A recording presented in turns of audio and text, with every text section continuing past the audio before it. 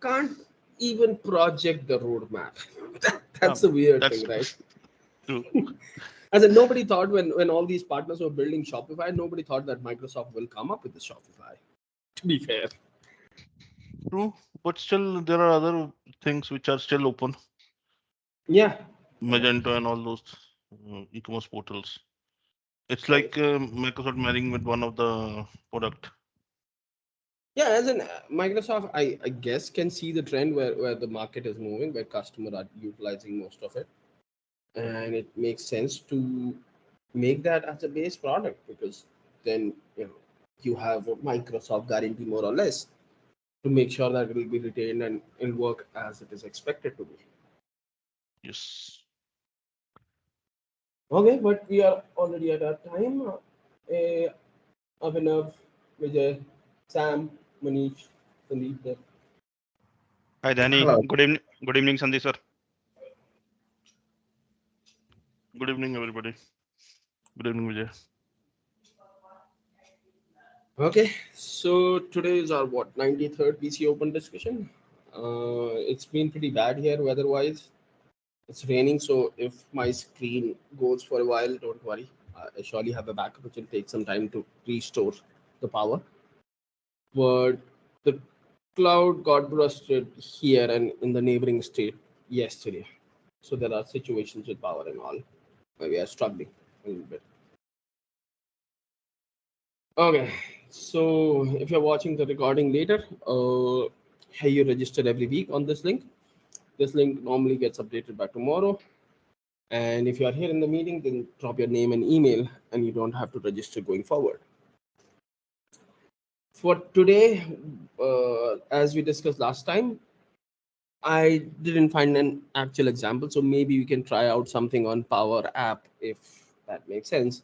I don't have anything set or tried, but that's what we can do. But I have a question which seems pretty interesting, and I don't know the solution to be fair. As in, I know one which may not be the right one.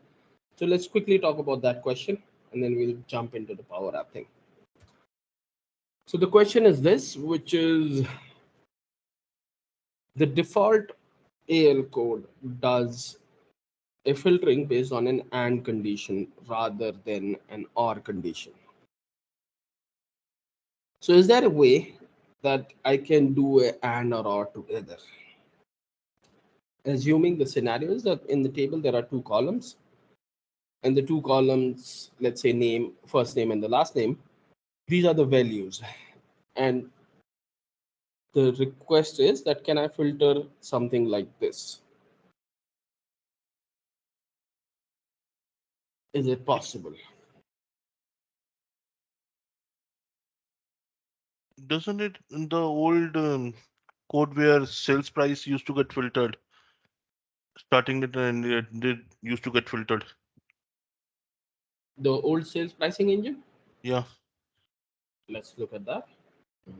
Okay, let me NAV go. NAV world. I'm talking. Oh, I still haven't enabled the new sales pricing thing for sure. Okay.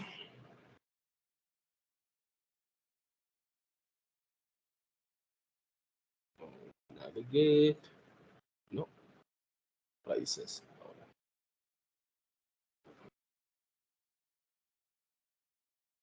Okay. So we are saying that it will filter for multiple conditions based on whatever filter we set. If there is values, then it'll filter it out. Okay, so that can be achieved with a kind of a Should I show you? page. Yeah. I will share my screen. Okay. This is old Business Central world, no NAV world. So like here the filter, I will copy and paste it into text. Notepad, but I can zoom it.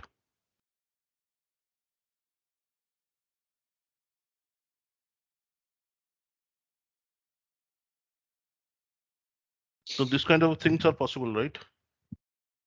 This will work as Uh, end. but that's still on one field. See, at any given point of time, you can filter on one field only, no? The compiler will Yeah. compile the code accordingly. Yeah, but if I have to do a uh, and an or, let me think. This is or, and then the first filter that was on line 297 is also an or. So or and or, right? Am I reading it correctly? If you, sir, if you can copy 296 to 298 in Notepad. 296 to 298.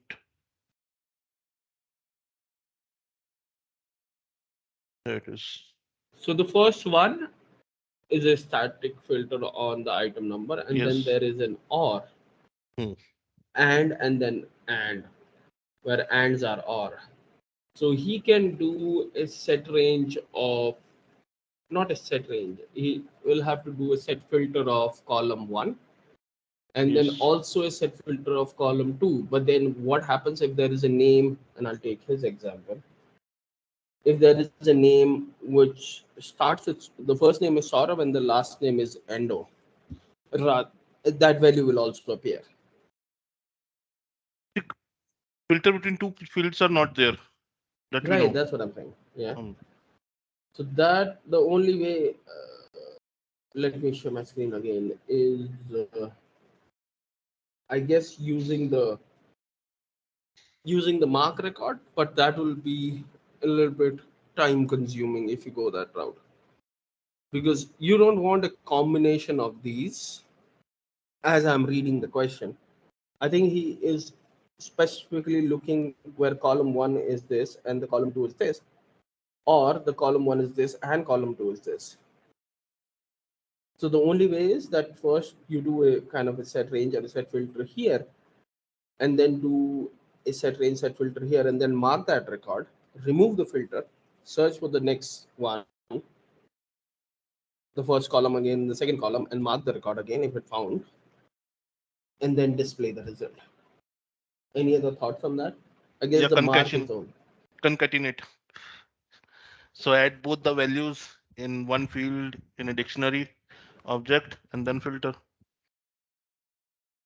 But then you need to make sure that the, oh, so you're saying in the code, do a column one and column two in a dictionary, like Yes. Saurabh Yani, Hmm. and then filter it out that way. Yes. That might be a bit faster. That will be faster if you put it into a dictionary for sure. Hmm. Okay. Any other thoughts, anyone? I know marking is possible, and I'll answer this question separately, maybe after the meeting. With the I'll try with the dictionary, and I'll also try with the. But this is normally what we do when we are playing in Excel. So if there is no primary key, obviously, Yes. then we concatenate 3 or 4 fields to make it unique, and then run all the filters based upon that. This is what even Microsoft has done this time around in Indian text engine. Oh, in Indian text engine, I don't have that source code, but okay. So they are doing that. Okay, that Let sounds good. I guess. let me see if I can find it out. It will be interesting to see what they have done. I will just open my SQL Server Management Studio, and if I can filter that table. So they are doing it on the Text setup. text setup table. So what they have done is the main table will have only one field, only the ID, Okay. and then there will be separate table which will have the values, and to filter those values they have uh, done they have saved one unique value. Just show you, that will make more sense if I Yeah, can because find. this I know has been a thing that people have asked, and the only thing around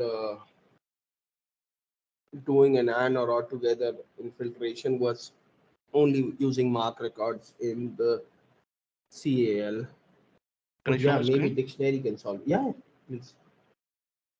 Let me So what they have done is they have just created this field called text setup ID, which is Okay. concatenate of all the values of the table. So like this selected value, if I copy it and bring it to the notepad, it looks like this. Hmm. So these are the different fields of the table. Okay. And then they save this information some other, this I believe. This is the table. Yeah, and so based upon the column ID, 13 records are created for each that. Okay. Each combination of that. Yeah. This is an interesting way to solve the problem, I guess. So just an idea. We can see how Hmm. fast it can be. Yeah, I'll try with the dictionary. That sounds a great idea. I'll surely try it tonight and let this person know about the possibilities of it. And if it is possible, we can see that in the next meeting if required. Okay, so what do you want to do now? I haven't planned anything yet because I was not able to think of a scenario. But I have the Power App window open. So if you want to play around with this, we can surely do that. I was trying to Okay. create a app which will be a kind of a task management. And what the app was supposed to do was, and the moment the status is changed to closed, Mm-hmm. then it creates a new task, and the original task it will shift to another list. Via Power Automate? Yes, And what task we are talking about? simple task management. So if you assign say one of your user one task, Okay. and and then he or she will, as soon as on the due date he or she closes the task, then Mm-hmm. this Power Automate thing will kick in. Okay. Is there a Yeah. standard table that we can utilize? No. I created a SharePoint Play list, around with it. simple SharePoint list. SharePoint list. Okay, let me go to the SharePoint.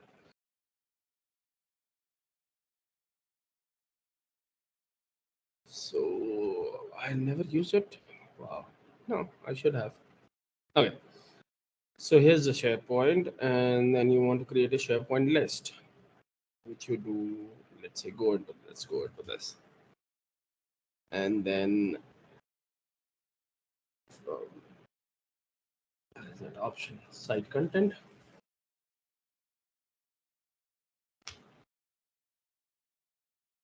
list. Okay, and let's say issue tracker, just to Yeah. fasten it up. Okay, Yes. use template. Okay, let's do that as it is. Okay, so here let's create a new issue. Test issue 1. Okay. Critical status new. Okay. Assign to. Assign. Oh, you need an assign to. Okay. Myself. And that's it. Save it. So here's an issue. So No, you no. wanted to do it with Power App or Power Automate? There were two things. I was trying to create Power App for this, so that this can be created automatically, and then using Flow, as soon as the status changes from new to close, then I wrote Mm-hmm. the process that if from I will create one more list and then transfer issue from this record from issue tracker to closed issues. And Okay. if it is, I created one field called recurring frequency. So daily, weekly, monthly, quarterly, and yearly option. And one field was due date. So based upon the due date, then I was creating another, you know, task Okay. based upon the due date calculation. Let's create one more and let's call Closed. this closed. Okay. Okay. So first let's do whatever we have tried earlier, which is Power Automate. Then what happens if this changes? So is there a template for this SharePoint? In the same way, if there is a template others for SharePoint, then surely you can do it on Business Central also on the similar lines, more or less. So let's see what SharePoint connectors we have in Power Automate. When a file is classified, item is modified, Yeah. file Created is and created. modified. Is there a list option? When an item is created or modified. When an item is created or modified. Okay.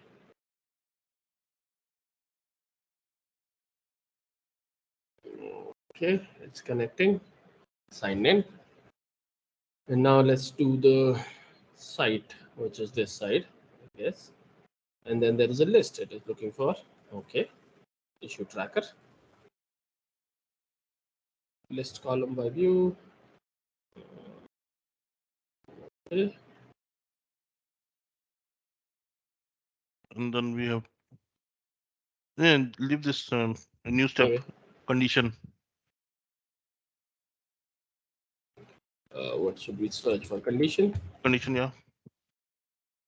First thing it Okay. is coming. Condition.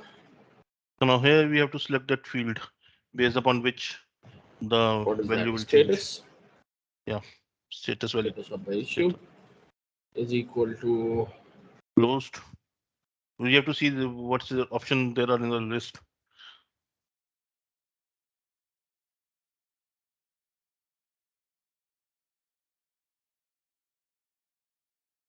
There is new Completed. blob Completed. and completed. Okay. Completed. So let's change it to completed. Okay. If that's a yes, Yes. then Now you. here you will add conditions now. So should I show you what I did? Yes, please. That's not one. Got partial success on it, but it's worthwhile trying. So based upon the condition when it is completed, then I took a switch. So what switch does is it allows you to create multiple cases. Mm-hmm. So like I've created one weekly and monthly, and then for weekly I pick the body, I created an item, and Okay. then did the start these calculations, wrote these formulas, Hmm. so that the new item can get created Okay. based upon the frequency. But we just wanted to move to start with. And just give me a second. Let me see if I was trying this as well. This will have, I think, full. Yeah. Condition apply to each switch. Switch will have this week. I was writing monthly update item, and then I have to write one more task to move it from this X to Y. Okay. So I was trying, I was creating and removing it. So all the statuses, the options can be available. Right.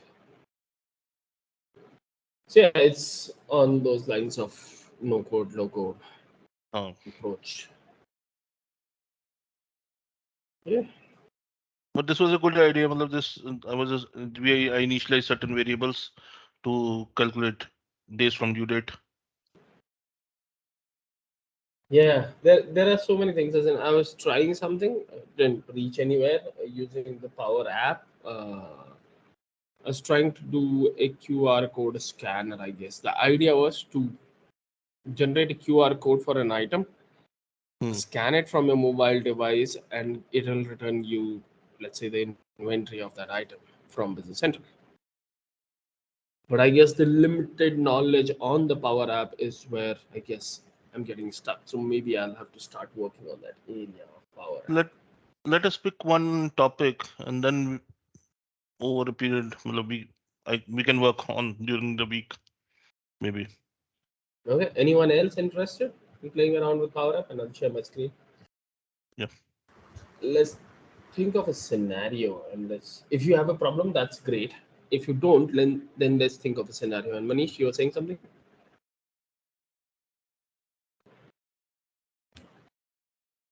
Manish, if you're speaking, you're mute. No, Saurav. Okay.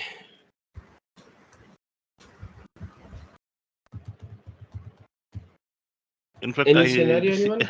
I Yeah. received one very interesting query from one of my customer. What is Okay. happening was they're sending invoices after digitally signing them.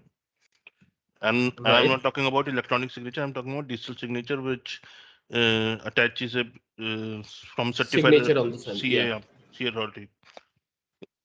So what happens is once the USB token gets expired after 2 years, which is a Mm-hmm. maximum period in India.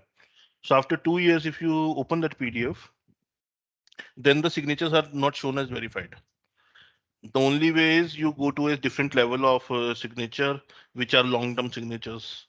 Then it does it. But normally, the moment the token gets expired, the USB token of that signature expires, PDF is will always show that there is problem with the signature. So what they wanted was when these invoices are getting emailed, then at that time take scanned copy or a image of those PDF and save it as PDF in another folder. No. Okay. So what I did was I was trying to do Power Automate desktop. Hmm. Let me open it up if I can. And I will share my screen once again. Yeah. In the meantime, if anyone else Um, have a scenario where we can test it out together about the Power App, just so let us this is know what I on. did. Okay. Get files in the folder. And this Mm-hmm. desktop is basically, it works as a RPA, robotic process automation. Okay. So it can work, like um, Google Cognitive Services or even OCRs, things like that are possible. So what I did was I picked up from the folder Mm-hmm. any files which are star.pdf Right. and then ran the loop for Okay. each file in this particular folder. Ready. I Yeah. will get this file extension, root path directory, everything. Then there's a function in the PDF. Yeah. Extract, you can extract text, you can extract table, you can extract image. So when I was extracting image, what it did was my logo, company logo was there. It extracted only that image and created files for each of those logos. Oh. Okay. So Got it. any image, it will pick it up like same way it can pick up table, same way it was picking up text. And then there's one function called extract PDF file pages. So what I Mm-hmm. did was page number 1 from each of these files, and I stored into extracted PDF folder. Okay. And then I moved from this folder files to another folder Okay. so that this will always get new files. It will get Hmm. emailed, and then this Power Automate thing can run in the evening to move all the files. Good. Sounds good. Yeah, there's a lot to learn on this area for sure. Anyone can think of a scenario that we can play around with? I would love to work on Power App whenever I get some time, for sure. I know Abhinav, sorry, for misspelling your name. I know you have worked on some of the scenarios of Power App. Is there anything that you can share, and then maybe anything that we like, we can utilize that piece of it? Yes, Saurav, what you were just said a couple of minutes ago that you want to build an app where user will scan the QR code Mm-hmm. and that displays the item number or description and then the inventory of that particular item, right? Right. Yeah, the same thing. I have done that before, uh, quite a long back. It's just like I've told you that it's like a more or less kind of a app where the shop or warehouse worker will use. He will go and scan the barcodes, QR codes basically. And Mm-hmm. when he scan the QR code, it will show the item number, its available quantity, and then there is an option for kind of a choosing of a location and other things. And based on the location, it gets filtered out the available inventory for that location. And when you click on save, it will save in that collection. and you just keep on scanning and scanning. And once you are done, you just click on finish, and that whole data, whatever the data you have, scanned, and you put the quantity and everything, it gets transferred to the business central in the item journal. And then you can, just go through your approval process and then post that particular item journal like that. That was the That's a concept. super cool. Yeah. That's a super cool app, man. Just an idea of doing it outside Business Central without any code. That's make it super cool. Because I was trying with the basic things that are available in this window, and we can just have a look on it. As in, there are create options which let you create easily from a, a canvas app, more or less, from Right. Business Central. But then you need to understand how that whole programming works, I guess. So let me see if I find that. I mean, you have to write a few line of codes for, mapping and binding all those things. And then you just need to put a code to that transfers the data back to the business central, right? All the things you need to do. So what I did was I just, create a connector, use that connector for value fetching, and then use a collection for, storing the values. And then after the storing the values, when you just click on finish, it will just transfer the values back to business central. So that's the whole process. Right. I know there was a template for Business Central. I'm forgetting where that was, but I know there was a template which will just take your API info and start building a It was for item, two-page. right? You can create it for anything. Yeah, you can. What I did was I just create a blank app. I just put my controls over there in the screen. I've created many screens. Like you just need to, if you click on any button, it will just navigate to a different page. So you have to write a code for navigate, kind of a add, kind of function, and all those things. So everything has been there in the app itself, but you need to map all those scenarios. And once you put that thing, so if you kind of insert a list, and then you just bind a list to that data item, the data source basically. So you just use the connector for Business Central, and it will bind the data source for you. That's what I'm trying. I guess I have tried it for a while ago, and it does create a little bit of auto code, more or less. So when you choose the data set I'm doing right now, it'll show you all the environments that I have, and I don't know. That was not a single screen for sure. Maybe I'm missing something.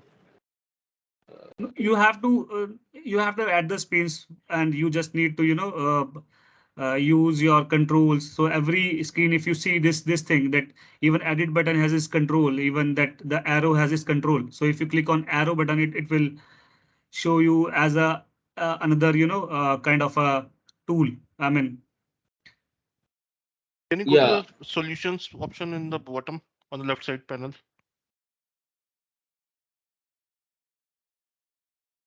these might be solution that I was testing out. No, Yeah, there will be things for Business Central over here. These are virtual tables. BT Anchor. Okay, virtual tables. Yeah, these are auto created if you have the linkage set on your Business Central to have your data exposed on Dataverse. And these, like if you look on these tables, these are automatically created for Business Central using that entity. There's a lot to can be done from this area for sure. Hmm.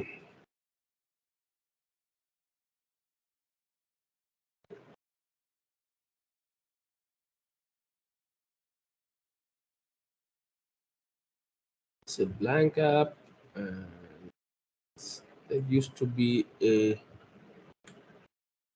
new canvas. No, not this option. I forgot where that option was, but I'm pretty sure I did create one. What is this one?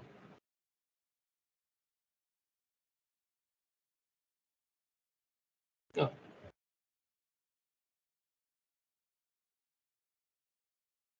So yeah, any idea? Let's play around with it, I guess. would be my wish. Any other topics that we can discuss today?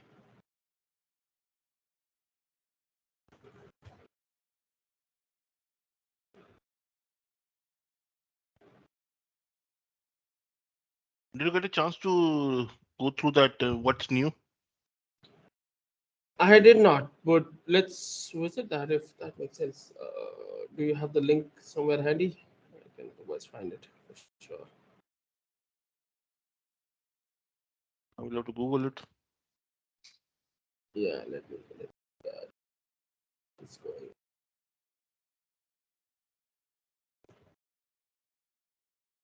Okay, let me search for it. I will paste it.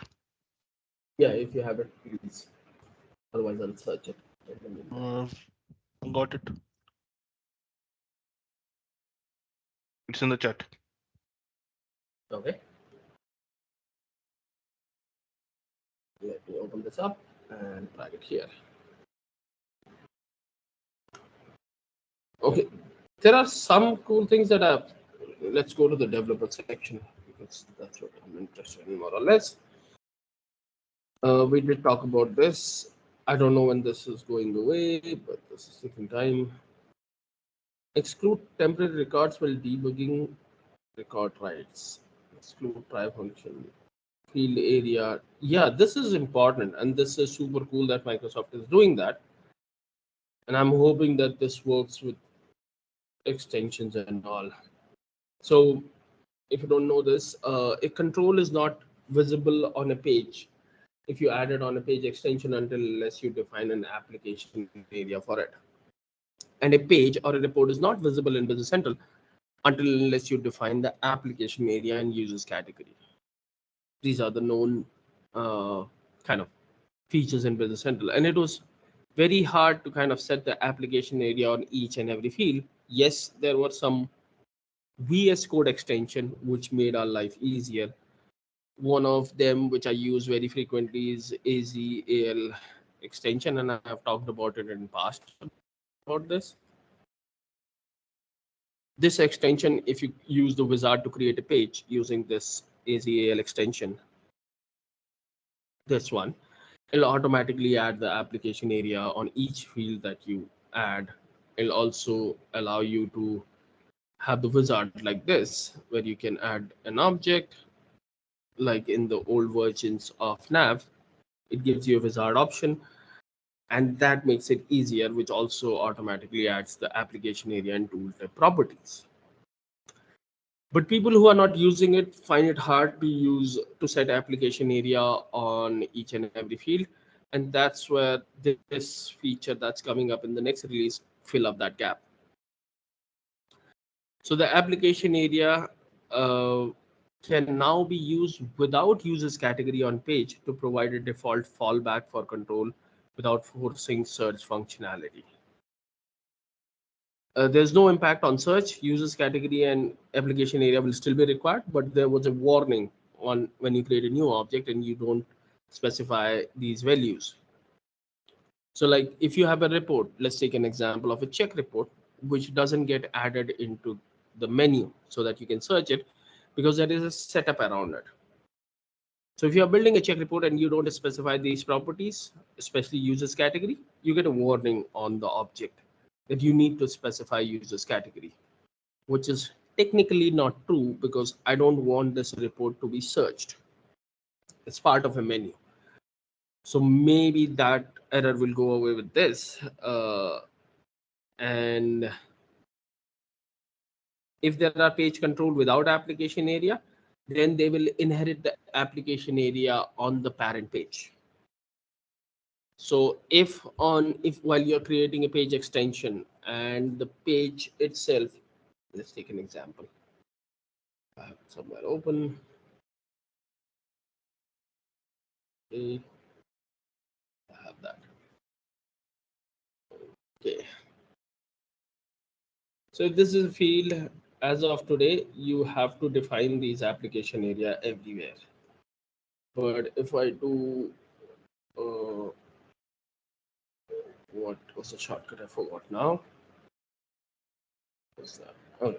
If I remove this, this will work, you can publish this. But when you open this page, you will not see any of these fields on the page itself because there is no application area defined to this page. What this feature will bring, that's coming up in the next release, that if you set application area all here, then automatically this application area will be applicable to all these fields, which is this one. And I'm hoping that this will work on the page extensions. Now, there, I'm not sure how Microsoft will do it, because when you look at, let's say, item page,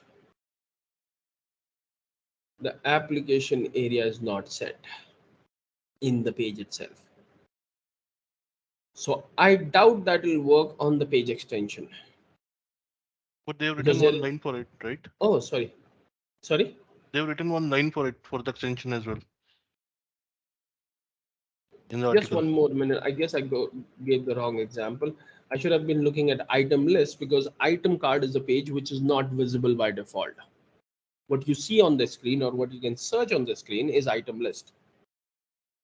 So let's go into the item list, and there is an application area already defined. So if I add a field on item list using extension, and as Sandeep sir was saying, see, let's look at the extension. No impact on page extension or report extension. Values must still be explicitly there. And the reason is very simple, because a item page will behave differently if you are a premium, and what is the other one? There are two things in Business Central, right? Essential and premium. Yeah, which is defined on your company information, if I'm not wrong. Basic and premium, yeah, that's okay. Yeah, this experience tab, essentials and premium. So based on this setting, as of now, the page will show you differently, because this application area, if you just look on this page, there are some which are applicable to each area. But then if you look, there will be, and maybe this is not the right example. Let me go to the sales line, sales order subform. But that's interesting, that one. So when you look on the sales order subform, there is two number field, I guess, a type field or number field. Let me look at it. Yeah, type field. One is a simple type, which is a direct table field, which is only available if you are using the premium experience of Business Central. If you are using the essential experience, then you don't see this type field. What you see is this filtered by type, which is basic and suite. Operationally, they are not that different, and I don't understand why Microsoft will do that, but I'm pretty sure behind the scene there is a reason behind it. So there are two fields which does the same thing based on which type of experience you have purchased from Microsoft. Because I don't think that the sales line type has any weird options of service and manufacturing, but still there are two fields. And then whenever you do a validate on type, it goes to a buffer table and all.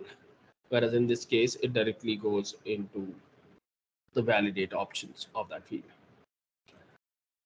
So that's how it makes sense that it will not work on page and, oh, sorry, in page extension and report extension, because Microsoft is making things visible and hidden based on what kind of experience you have purchased. But while you are adding a field on a report or on a page, especially on the request page of the page of the report, then you can set it to be all, let's put it this way. But user will only be able to see it if he is allowed to even search for that report, which again defined based on the application area on the page itself. Like this one have no application area, which makes sense. But the item list have an application area, out of which this will be visible to everyone, these fields, This will only be visible to basic and suite. Same for this. It also applies for invoicing, as in there are so many options of application area, which is a little bit hard to kind of decipher. But if you look into the Business Central, there is a table called application area facet or something. And based on whatever you purchase, that table gets set with booleans enable on these different application area. So let's search for that. While this is happening, let's read what else is there. No impact on search, no impact on page extension and report extension. Allowed explicit application area. So okay, so when you're making a new page, you don't have to worry about each field, because that, yes. But we can set application area in one command only, no? Yeah, There no, are with that functions. AZAL extension. So if you have a page where you are missing, let's say here, is this the page? No, this one. All right. So let me remove this. If I have to add application area on all these controls which are available on this page, I can just do a add application area, and then there are two options: to the active file that you are in, or to the active project. That means all the file in that project. Same functions are for captions as well as in tooltip. Yes. Both. Yes. So as soon as I do that, it asks me which application area I want to add, and I say all. And if you notice, everywhere again application area is added back in. So I would, as I always recommend, it's a great set of commands in this extension. So many of those, not just one, which you should utilize when you're doing development. It's a nice read if you do this, and then it'll surely help you. Like it helps you with the statements, extracting your code into functions if required, fixed cases and all. There are so many things in this. You can do a whole day thing. Yeah, you can also use it as a trick with tables as well. You could use ALAZ to set the data classification of fields. Yeah, which is also a very important feature, that you can do a data classification. That one is This, useful as well. yeah, this is applicable to table. But the cool part is that if you are used to using this, and you use a wizard and you create a table, it gives you the same experience as of nav. Field 1, data type code, and this is what Sam is talking about, that you can do here, or if you miss it here, let's do it here. Text 100, finish it. You need to have data classification. By default, it is to be classified. If you create a table somehow, then you can just do a data classification to customer content, or to whatever that field is to be, and update those data classification properties on the table. Okay, coming back to where we were, these are the three tables which are kind of leading the show of application area. And if you look at on this table, there are two records, one for the kind of basic or whatever that was premium, and the other option. And it shows you all these different application area properties that you see in the base object, like basic, suite, uh, relationship management, jobs, fixed asset. And then there are some advanced, which are enabled only on your premium experience, service, manufacturing, as we know. So if your field is tagged with advanced and you're not using premium, just that field on that page will not be visible to you, but rest of the page will be. Now, there is a lot more, as in the whole localization is also here. If you look at it, I don't know the bigger picture, but I'm super interested in looking at that in future, maybe, and I'm putting a very big maybe here, maybe there is a possibility to say, oh, I'm basic US and I'm also basic Denmark. I don't know. Or maybe basic India. Will it be possible? Based on my experience of NAV, I think it'll be very hard if Microsoft reached to that point. But when you look at this table, you have some hopes, as I have, I guess, on this. And They're already surprisingly, there is refactoring no the India. codes, right? Sorry? They are already refactoring the code. That might Yeah, and be that's one what of the I'm objective. saying. Maybe. I don't know. Maybe in future, when you purchase a business central, you just get business central W1, and then you can choose which localization extension you want. Who knows? Because right now, for most of these countries where Microsoft are building the localization is part of the base app. But maybe they'll be able to extract out that localization piece out and then have it as an extension. And based on these settings, they can trigger on which company, which localization need to be called in. Just a guess, just a thought by looking at this table. So the application area is defined here and used from here while displaying components on your page. Is this model can be extended? Yes, but Microsoft very strongly recommends that you don't do it because they are still working on enhancing this. So there are ways that you can define your own application area, let's say a Sandeep's area or a Sam's area tomorrow.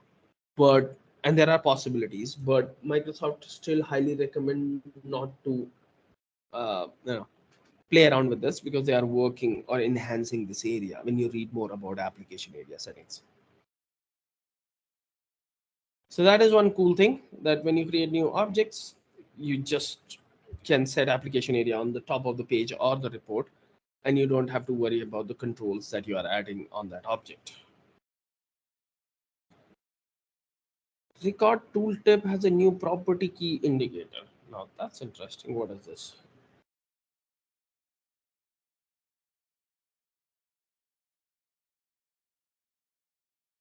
While using record.get to provide contextual information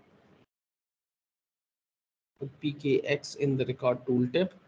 So when you Where, hover over the table, oh, okay. So when you hover over on a variable, more or less, right, sir? So if I yes, do a kind of a var header record. So right now what we see here is these asterisks, which tell me that these are the part of the primary key. What they are planning to do is tedious step of navigating to table definition and primary key member. Now mark with PKX in the record tooltip, where that X is the order of the field in the key. that means it will show you 1, 2, 3 if there are three fields, like in the sales line, document type, document number, and line number. So line number Okay. will have three. The only thing that I would request, if Microsoft ever start thinking about it, because there are some tables where the primary key is in the middle of the, in the table design. Like I think in the reservation entry, the primary key is not the first field. It's, I guess, the 10th or 15th field or something like that. If they can put the primary key on the top, that makes it easier. So like in this case, the document type and number should be on the top, so that it's easier to understand that these two, because in some cases the primary key field can be down here, and it takes a while to understand it, because then the easy way is to go into the sales header table and search for the key and see, oh, this is the field, because you can't see it on the top. So I normally go here to see it, just because in some tables you can't see it on the top of it. Like I think in the reservation entry it's a little bit far. Let's see. No, that is not reservation entry. Or is it showing it by default on the top? No, I'm forgetting the table number, but I know there are some table where the primary key is not the first two or three fields, they are somewhere in the middle, and then you have to actually go down and see the star symbol. Like in this case, entry number is here, the second primary key is here, So if I just look at it, I might assume that, oh, entry number is the primary key. But actually, if you go down, you see that the positive is also part of the primary key. So just for the visual representation, if they can move this field up, because I'm not trying to write a code where I'll say, oh, entry number is the first field, item number is the second field. I would like to see the primary keys on the top. If that happens, I guess the star and yes, 1, 2, 3 will surely make sense if that happens. So let's see what comes with this and how it folds. Primary key member with the PX decorator after the type information. Just make it easier to identify and marks the primary key. Okay, that's the first good step, I guess, on that direction. Promoted action group action references. Resource exposure policy for apps are on by default. This is already on by default. The ALGO project template has allow debugging, allow downloading source, and allow including symbol file switches on by default. This is visible in app.json, which we know, but what is the change? Let me see.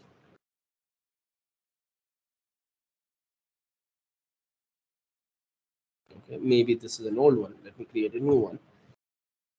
Oh, hey, save. Okay, so what I get here is this, what we are talking about. By default, they allow debugging is true. Oh, allow downloading source is set to false. And include source and symbol file is set to false. These all three properties will be set to true going forward. So if you are an ISV who's building an app for app source or for reselling, maybe from the next release you'll have to pay attention to this area. Don't just assume that downloading source will be set to false, because it will be set to true going forward. So just to keep in mind, nothing changes on how you code and all, but they're just making sure that if you're just making a pertinent extension, you're not stopping your customer to not to download source, which makes sense. So for ISVs, this is more or less a message for ISVs and resellers who are building apps for app source. And if you don't want customers and partners to download your source, then you'll have to manually come here and change it to false. A request to everyone, please, if you're listening to this and you are an ISV reseller, keep this true. It helps us. You can surely define disable debugging on the function itself, where you have a secret sauce in your code, but don't just disable debugging on your extension completely. It gets very hard. You can define it on the functions, and you should use that feature rather than disabling this. It's a nightmare situation if you are trying to debug something otherwise. It's just impossible because say that I've created a couple of fields, then set debugging to false. I wouldn't be able to see the fields, say, from a different extension. It's not just a nightmare, it's impossible at all. No, it's all about when you are traversing or trying to figure out a problem in the code or trying to see from where this field gets at, and you get into the debugging. And you would have noticed it in the base app also. There are certain areas and certain functions where Microsoft on the function itself said does not allow debugging, which makes sense on a function. But if you do it on the whole app, that means you just see those windows, blank windows, while you are debugging. So that's where it gets a little bit tricky if you disable the debugging. That's what happened to our system apps, right? Yes, I guess let's look at that. If people would like to see that, not the complete, I don't think the complete app is disabled, but I'm pretty sure there are some certain sections of the system app which Microsoft doesn't allow us to debug. Okay, let me see where it is. System app. Here it is. And yes, you can see the source code from here, but it gets hard if you're trying to debug it, because in debugging you have values and all. So you would rather try to debug from there rather than reading the code from here. Okay. So if you look into some of the areas, like I'm pretty sure OAuth have it. Uh, this have access public, which is okay, but then this is access internal. So that means you can't use this object. But then if you see, all these variables are non-debuggable. This method is non-debuggable. So while you're debugging, if you reach to this function call, your debugger will just turn into a black window where you can't go further. As in, you can still navigate. It'll start resume the debugging when you come back out of that function. Which makes sense if I think from the perspective of ISVs, that if there is a secret sauce that you have inside a method, like this is, let's assume this is a secret sauce that you don't want any partner to see, you can just make that function non-debuggable rather than making the whole extension non-debuggable.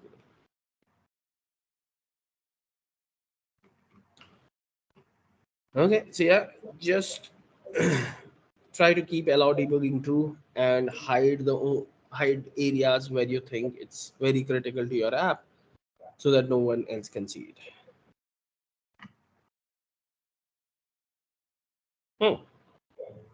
See the primary key on IntelliSense. Okay.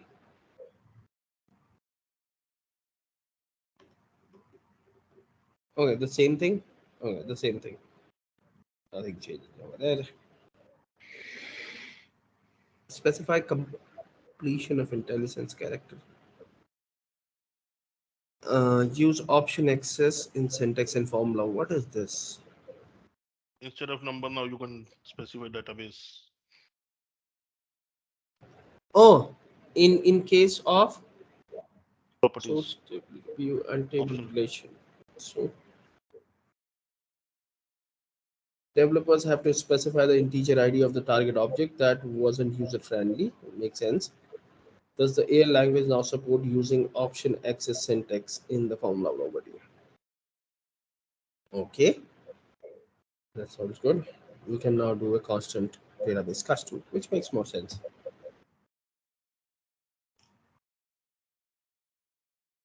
In page inspection, visualize code line executed in snapshot capture. Oh, this is cool for the debuggers. Snapshot debugging is a powerful way of troubleshooting. Makes sense because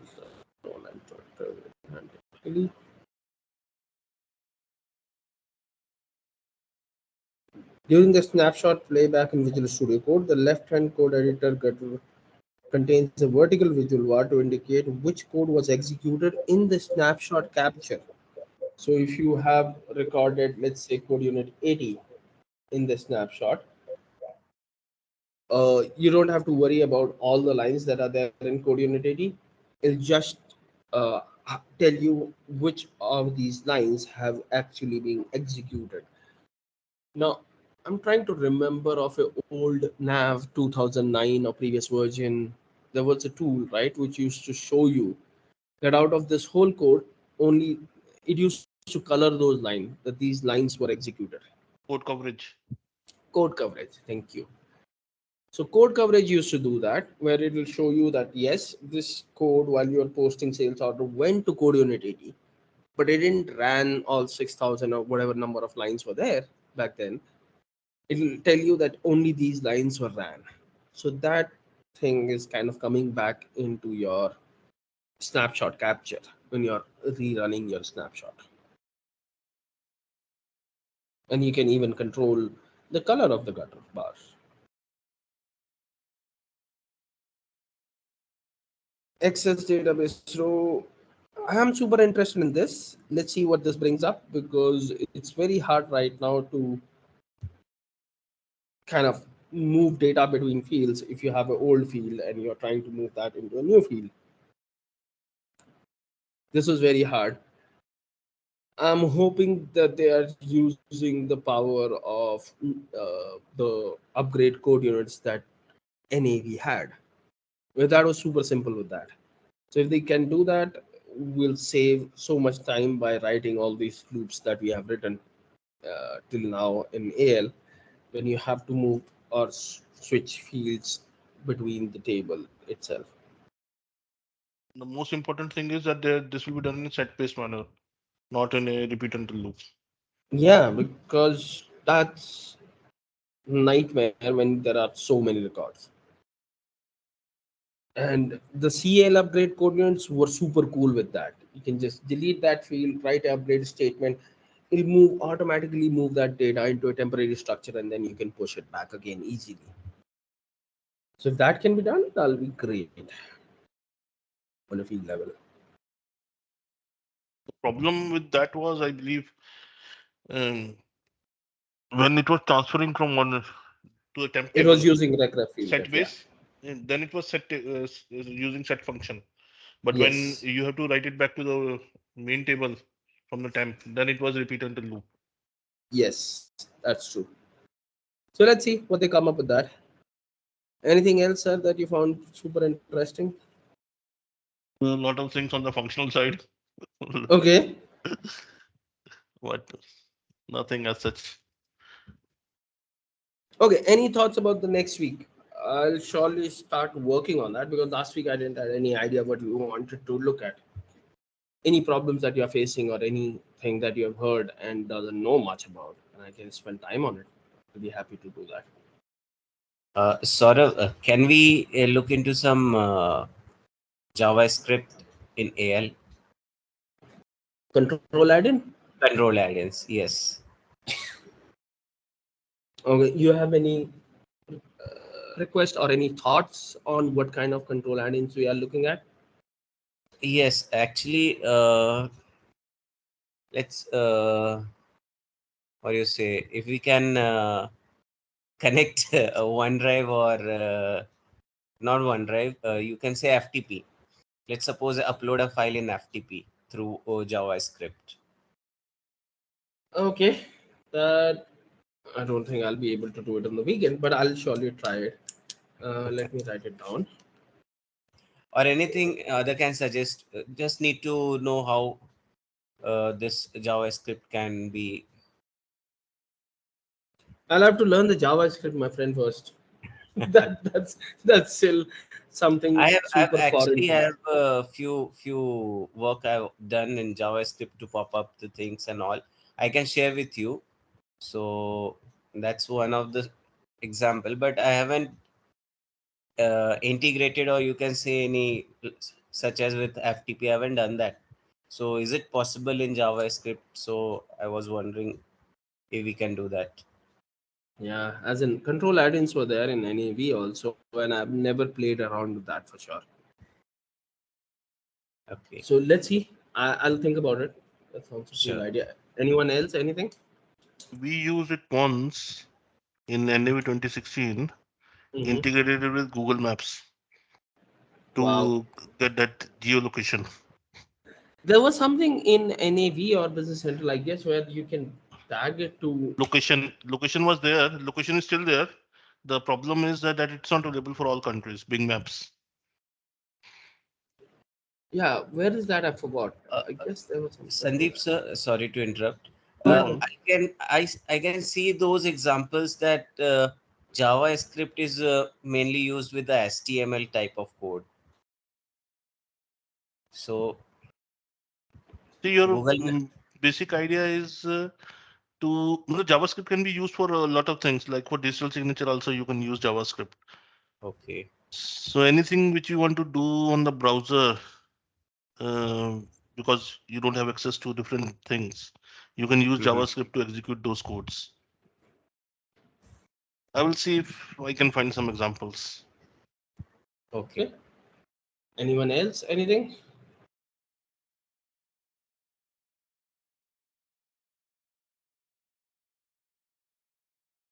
Okay, not a problem. I have a goal. I was not confirmed yet, but maybe next weekend. But I'll surely try to test it out and see is that a possibility or not. But there is on the map thing. I guess there is something called online maps or something like that. Oh yeah, online map setup. in Business Central, which uses only Bing. Oh, that's weird. Is there other services? No. Can I add new? I guess I can.